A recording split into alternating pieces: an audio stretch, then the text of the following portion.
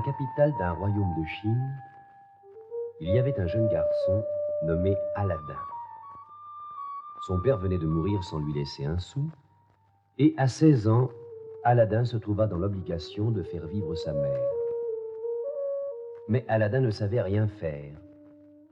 Au lieu d'apprendre le métier de son père, il n'avait fait jusqu'alors que jouer et courir avec des garnements de son espèce. Ce fut donc la misère.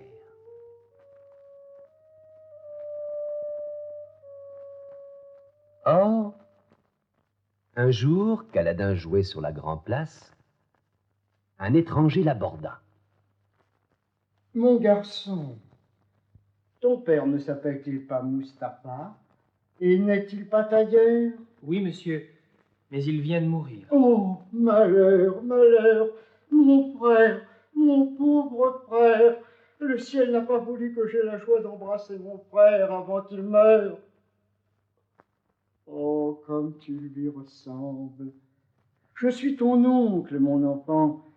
Mène-moi jusqu'à ta mère pour qu'elle me parle de celui à qui je n'ai cessé de penser pendant les innombrables années que j'ai vécues loin de lui. »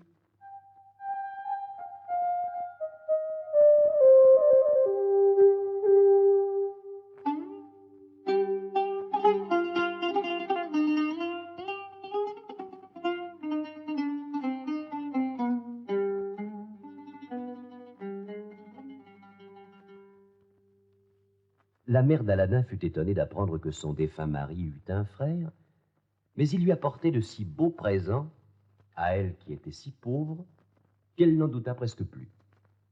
Elle le reçut de son mieux, et le lendemain, l'oncle emmena Aladin chez les commerçants de la ville pour lui acheter tout ce qui lui manquait, du linge, des babouches brodées et un habit de drap fin. « Ma chère belle-sœur, je veux faire le bonheur de cet enfant. J'arrive d'Afrique où je fais fortune. À quoi me servirait l'argent que j'ai gagné, sinon à rendre heureuse la seule famille qui me reste? Voyons, Aladin, il faut que tu songes à gagner ta vie. Quel métier aimerais-tu exercer? » »« J'aimerais tenir une boutique et vendre toutes sortes de belles choses. » »« Voilà une excellente idée. Et dès aujourd'hui, si je peux te trouver un magasin disponible, je t'établirai marchand. Allons faire un tour. » Aladin suivit son oncle, qui se renseigna au sujet de différentes boutiques à louer. Puis, le brave homme proposa de faire une promenade dans la campagne.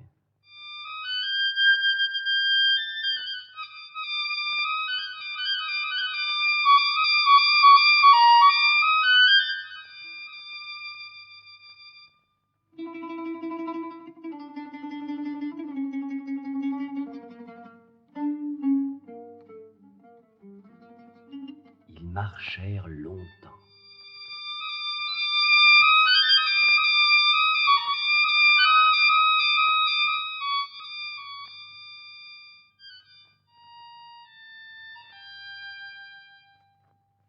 Enfin, ils arrivèrent entre deux montagnes. « Mon neveu, n'allons pas plus loin. Je veux vous faire voir ici des choses extraordinaires. Quand vous les aurez vues, vous me remercierez d'avoir été le témoin de tant de merveilles. Apportez-moi ici toutes les broussailles d'alentour. Nous allons allumer un grand feu. » Aladin fut étonné de ce que lui demandait son oncle, car il faisait fort chaud, mais il obéit. Quand les broussailles furent enflammées, l'oncle y jeta un parfum contenu dans un flacon qu'il portait sur lui et prononça une ou deux phrases incompréhensibles. « Dabadagolo, dabadagilé !» Aussitôt, la terre se mit à trembler et s'ouvrit brusquement. Elle découvrit une grande pierre plate, portant au milieu un anneau de bronze afin qu'on pût la soulever facilement. Frappé de stupeur et quelque peu effrayé, Aladin regarda son oncle. « Aladin, je veux te faire part d'un secret que je suis seul à connaître. Il y a là, caché sous cette pierre, un trésor qui doit te rendre plus riche que les plus grands rois de la terre. À toi seul, le destin reconnaît le droit de toucher cette pierre et de la soulever pour entrer dans le domaine dont elle masque l'entrée.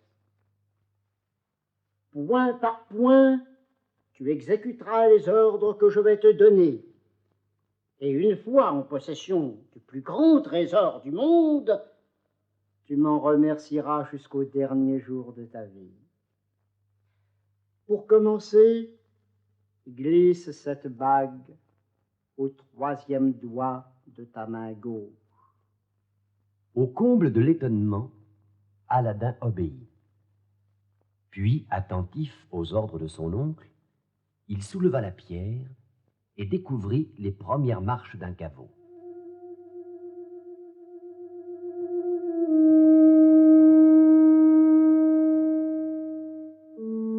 Il descendit.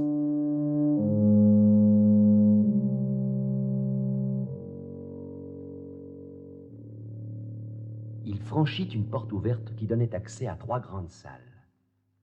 Dans chacune, à droite et à gauche, 4 vases de bronze étaient emplis d'or et d'argent. Au bout de la 3e salle, il y avait un jardin magnifique. Et à l'extrémité du jardin, un escalier de 50 marches qui menait à une terrasse. Quand Aladin arriva sur la terrasse, il aperçut une niche où brûlait une lampe allumée. Alors, comme le lui commandait son oncle, il prit la lampe, la souffla pour l'éteindre et la glissa sous sa robe, bien serrée contre sa poitrine. Puis il reprit le même chemin en sens inverse pour aller retrouver son oncle qui, resté au dehors à l'entrée du caveau, continuait à lui parler de ce qu'il devait faire. Quand il retraversa le jardin, Aladin entendit qu'il pouvait cueillir aux arbres autant de fruits qu'il voudrait. Or, ces fruits étaient extraordinaires, irisés comme des perles ou étincelants comme des diamants. Certains avaient le rouge des rubis, d'autres le vert des émeraudes. Le bleu des turquoises voisinait avec le violet des améthystes et le jaune des topazes. Et ces fruits étaient si gros que personne au monde n'en avait jamais vu de pareil. Ébloui, Aladin en emplit ses poches et sa ceinture. Il en fit des chapelets qu'il pendit à son cou. Enfin, il en emporta plein les bras. Ainsi chargé, il gravit le dernier escalier du caveau. Mais les marches étaient abruptes et, sans le secours des mains, il n'était pas facile de conserver l'équilibre. L'oncle se pencha, le regard avide. Passe-moi la lampe, elle pourrait t'embarrasser. Non, non, elle ne m'embarrasse pas du tout. Je vous la donnerai quand je serai monté. L'oncle insista pour avoir la lampe tout de suite. Et Aladin, qui avait bien du mal à monter, s'obstinait à garder la lampe. Au désespoir, devant la résistance du jeune homme, l'oncle entra dans une fureur épouvantable, ce qui étonna le neveu et lui fit penser que cette lampe avait décidément plus de prix que tout le reste. Aussi eut-il bien l'intention de la garder pour lui et de ne pas la donner à son oncle. Alors, celui-ci, au comble de la rage, lança vers le ciel une phrase magique. Et la pierre se remit en place, bouchant l'entrée du caveau. Aladin se trouva enfermé dans l'obscurité, enterré vivant.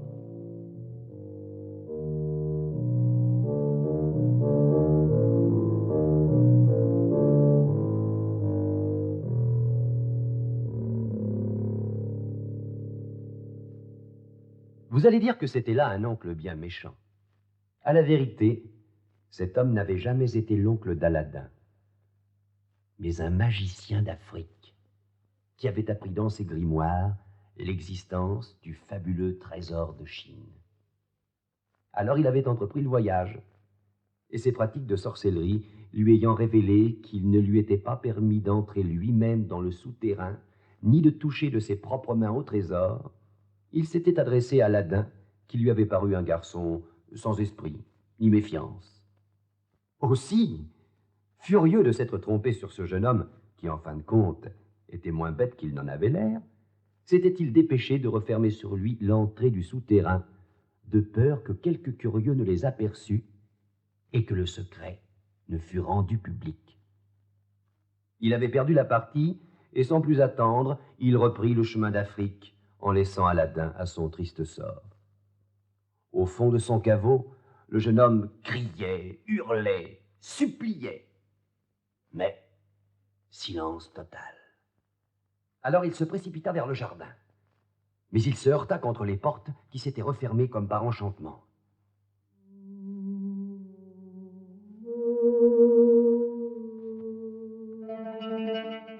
2 jours passèrent où il resta ainsi dans l'obscurité, sans boire ni manger. Enfin, le 3e jour, entrevoyant la mort comme inévitable, il joignit les mains pour implorer Dieu. Et dans ce geste, il frotta sans y penser la bague que lui avait donnée le magicien d'Afrique. Aussitôt apparut devant lui un génie énorme et grimaçant. Je suis ton esclave.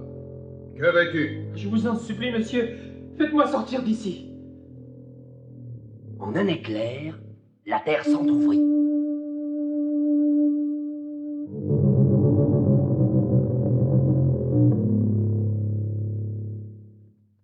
Aladin se retrouva dehors.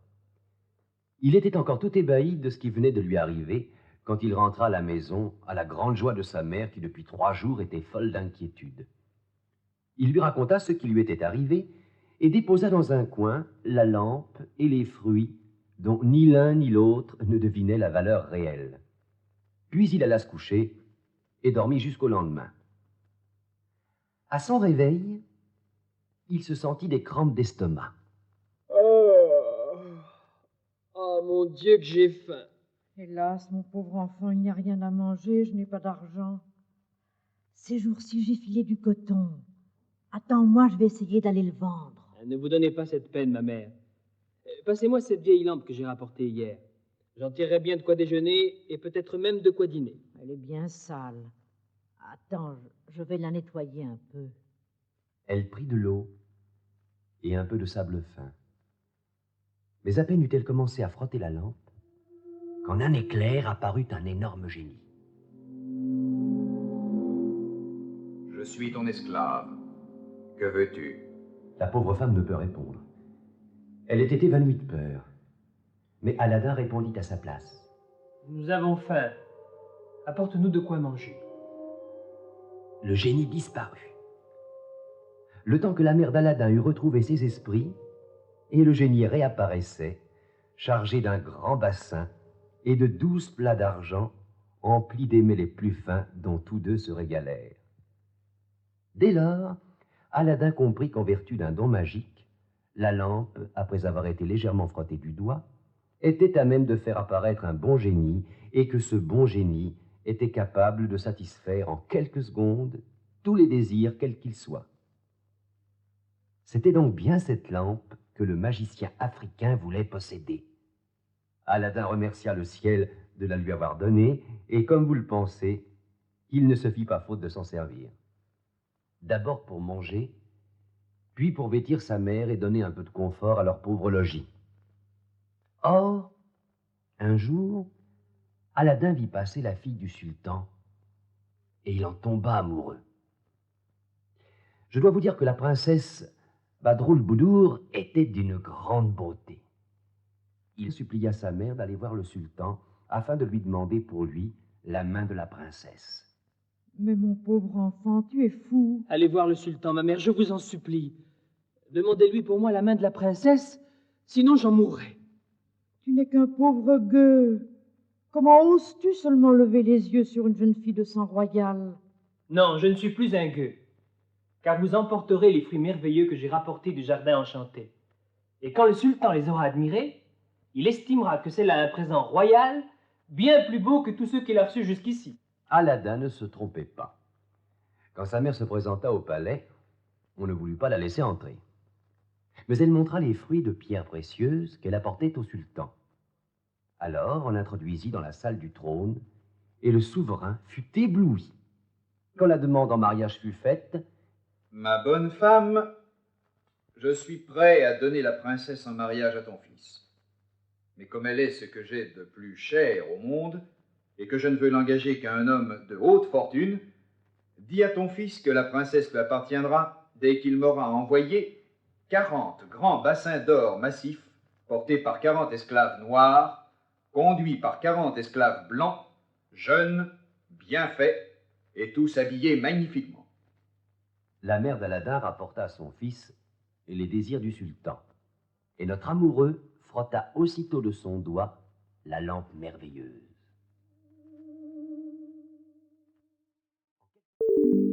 Nous espérons que vous avez apprécié cet aperçu. Pour continuer à écouter ce livre audio sur Google Play Livres, utilisez le lien dans la description de la vidéo.